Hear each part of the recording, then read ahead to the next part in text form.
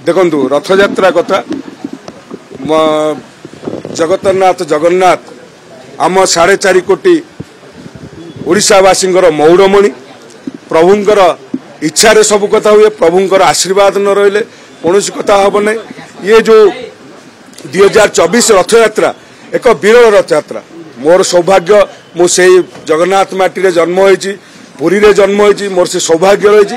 एवं ए वर्ष विरल रथयात्रा 1971 मसीहा पर 53 वर्ष पर गोटे दिन में आपणकर नवजौवन दर्शन श्रीगुंडीचा एवं नेत्र उत्सव तीनोटी जाक गोटे दिन में पड़ता तेणु आमर लोकप्रिय मुख्यमंत्री मोहन माझी सरकार तत्पर रही सबु सेवायत प्रशासन समस्त सहयोग ये 2024 मसीहा रथयात्रा एक विरल रथयात्रा आप देखिं किभली भाव में शांति श्रृंखला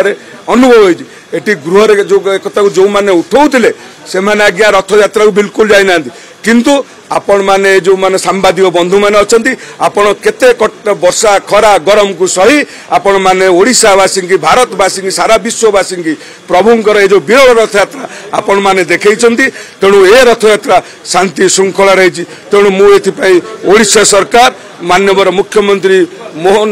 माझी को धन्यवाद देवी ओडिशा सरकार को धन्यवाद देवी निश्चित भाव में ए बजेट लोकों